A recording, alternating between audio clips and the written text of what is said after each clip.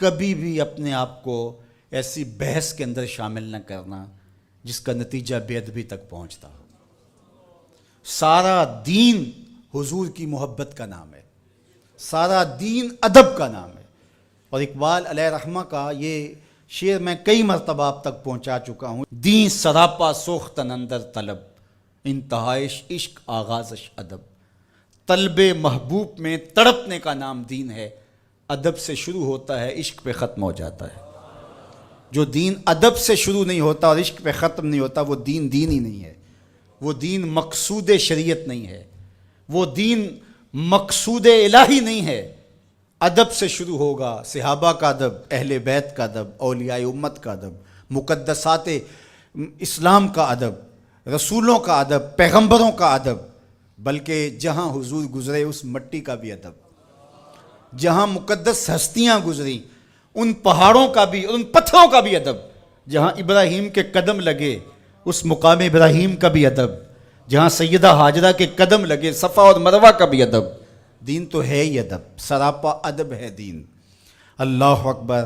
اور اگر نگاہ ابو بکر نصیب ہو جائے تو اقبال کا ایک لہجہ اور دیکھیے۔ معنی حرفم کنی تحقیق اگر، بنگری بادیدہ صدیق اگر، قوت قلب و جگر گردت نبی، از خدا محبوب تر گردت نبی۔ ایک لمبی گفتگو ہے جس کے آخر میں یہ اشعار بیان ہوئے۔ معنی حرفم کنی تحقیق اگر، میری گفتگو کو اگر تو تحقیق کر کے بھی دیکھ لے، بنگری بادیدہ صدیق اگر۔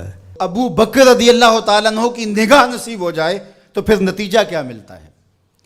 کہا کہ قوت قلب و جگر گردت نبی، از خدا محبوب تر گردت نبی۔ جگر کی قوت بھی نبی بن جاتے ہیں اور دل کی قوت بھی نبی علیہ السلام کی ذات بن جاتی ہے۔ حریم قدس میں بھی پہنچیں گے، بارگاہ ازدی کا قرب بھی نصیب ہوگا، وہاں بھی آپ کو نبی یاد آئیں گے اور حضور کو سلام کریں گے، حضور یہ در بھی آپ کی چوکھٹ سے ہی نصیب ہوا ہے۔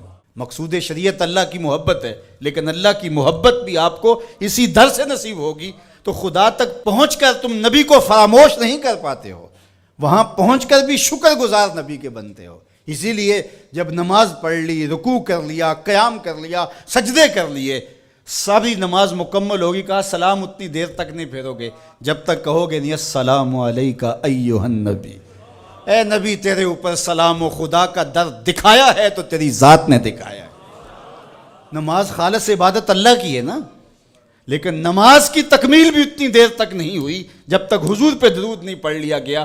یہ سجدے کا شعور دیا کس نے؟ یہ بندگی کا نور دیا کس نے؟ یہ تشہد، یہ سجدے، یہ قیام، یہ قومیں، یہ جلسے، یہ رکوع، یہ ثنا، یہ تحمید کس نے دی؟ یہ تکبیر و تحلیل کا نور کس نے بخشا؟ تو پھر سلام پھیرنے سے قبل کہا السلام علیکہ ایھا النبی، اے نبی تیری بارگاہ میں سلام، تیری چوکھٹ پہ سلام کہ تو نے خدا کے در تک ہمیں پہنچا دیا۔